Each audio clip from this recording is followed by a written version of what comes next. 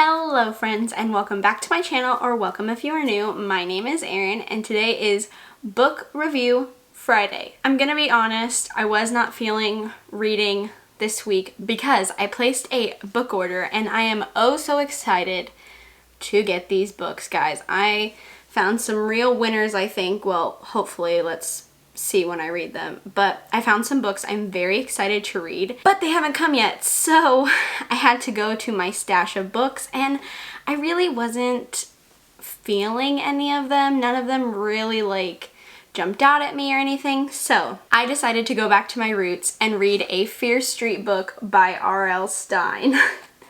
Now, I know some of you don't think R.L. Stine is a real horror writer just because his books are for middle school age children.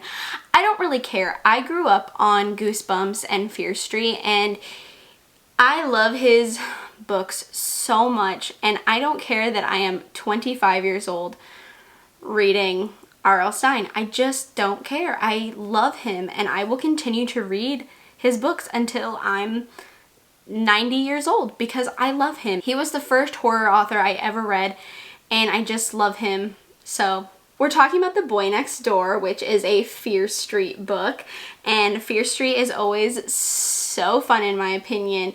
If you don't know, it's a series he has. It's like Goosebumps, but it's for a more mature audience, I guess. Like, if Goosebumps is for kids, Fear Street is for preteens, middle school, I guess. I'm not really sure the age range, honestly, because I read them throughout my whole life, so I don't know. It's whatever to me, but this series always takes place in the same town and the same street, Fear Street, and things always go wrong. It's always bad. This street is cursed, in my opinion. That's just like a small little bit. There's more to the books, obviously, and they're all very different, but just in case you're new to the R.L. Stine arena. So, The Boy Next Door. We're going to talk about it. I have to say, I wasn't very excited about this one, and I don't love it, but we'll get into that. Let me summarize it for you. Crystal is oh so excited when Scott moves in next door. A new, very attractive boy is exactly what she needs to start her junior year of high school. Lynn, who is Crystal's best friend, is also very interested in Scott, so the girls decide to have a friendly competition to see who can woo Scott first. Scott is not a normal guy though. Scott's previous girlfriend had died and it was no accident. Of course, Lynn and Crystal do not know about this incident, so they will do anything to make Scott theirs. That's all I'm gonna tell you. It's a very short book, 147 pages. I'm sure you can kind of see where this is going. It's very obvious. It's very straightforward. There's not much to the plot. So that's it. So first of all, I just want to say I love R.L. Stine. I know I just said that in the beginning, but he was the first author I ever read that made me fall in love with reading. I owe my love of reading to R.L. Stine. He really got me into it, and he's the reason I'm such a big reader to this day. So I will forever love R.L. Stine. However, I didn't like this story. It's probably the first book by him that I didn't absolutely love. Just automatically didn't love, because everything by him I just love. And I didn't love this one. Don't get me wrong, it's not an awful book. It's not a bad book. It's just, it's so different from his usual Fear Street books. One, this is the first time I have ever read one of his books where I know who the bad guy is from the very first page to the last page. Something I always loved about R.L. Stine is how he made his villains so inconspicuous. Well, okay, I mean, don't get me wrong, you can kind of figure it out sometimes. He is writing for a younger audience, but in my opinion, I do think it is sometimes a plot twist when he shows or reveals who the villain is. And in this one, it's very blatantly obvious who the bad guy is. From the very first page to the last page, there's no surprise. It's very, very, very clear. I mean, the first page literally tells you about Scott and his girlfriend, and then from then on, it just arrows right at him. Just do do do do do do do do do. I mean, it's a very, very obvious. I was really hoping for a plot twist. I thought there might be a plot twist. I kept waiting for one, and there wasn't. Just nothing. No plot twist, no surprise.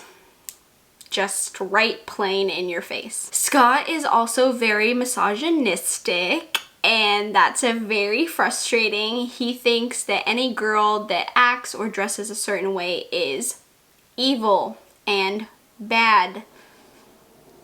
Ugh. I get that this book was written in 1996 and it was a very different time from today's time in 2020. It's very different. Times have changed. Everything's a little bit different. But I just hate that whole, if a woman doesn't do this or if she acts like this, she's bad. I just hate it. I think it's gross. I don't like it. It's disgusting. I mean, misogyny is disgusting, so, you know, don't care for it. Don't like to read about it, so I think that just rubbed me the wrong way, and I didn't really care for it after that when I found that out. Also, want to let you guys know there is a dog death scene in this book, and it's not too bad, but it does describe some things. So if you are sensitive to things like that, I would probably not read this book, or at least skip this scene if you can tell that it's coming. Then I would just, you know, whatever, like skip through it really fast. Overall, this book was okay.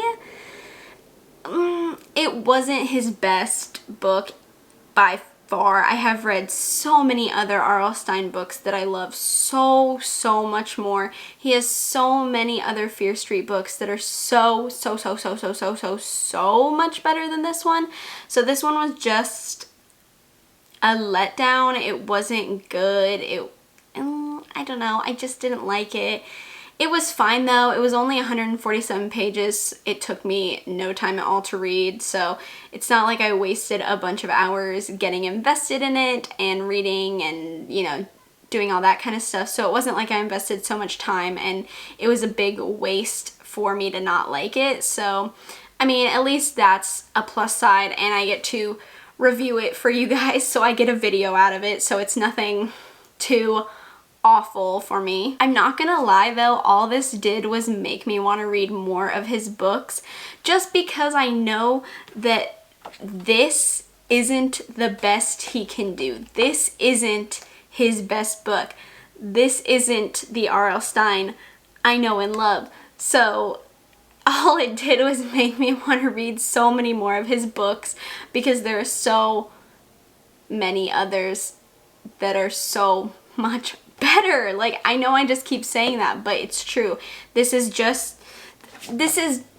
a weird outlier. It just doesn't make sense. It's like over here and all the other books are over here. You know what I mean? Like, it doesn't fit. At least from the books that I've read by him, it just doesn't fit. It just doesn't fit. It doesn't make sense. So yeah, it just kind of got me in the mood to read more of his books though, and find his good ones and like his better ones, the ones that I know are like really good. So yeah, if you like me reviewing R.L. Stine books or Christopher Pike, he's similar, or if you have any point horror books like the YA series of horror, the young adult horror, if you have any recommendations in that field, please let me know down below, because I love this stuff. I love it so much. I know it's not real horror, whatever that is, because everyone likes to complain, but I personally think it's so much fun to read, and it's so nostalgic for me. And as a 25-year-old, I love nostalgia. I love thinking about my childhood. So if you have any recommendations of R.L. Stine, Christopher Pike, point horror, any of that kind of stuff, leave me your recommendations down below. I would love them. If you enjoyed this video, please give me a thumbs up. It would mean a lot. It lets me know what kind of content you are enjoying from me. Feel free to subscribe to my channel if you haven't already, and we can become friends and talk about makeup and horror and books and all kinds of other things, and it'll be lots of fun. And yeah, I hope you guys have a great weekend, and I will see you in my next video. Bye!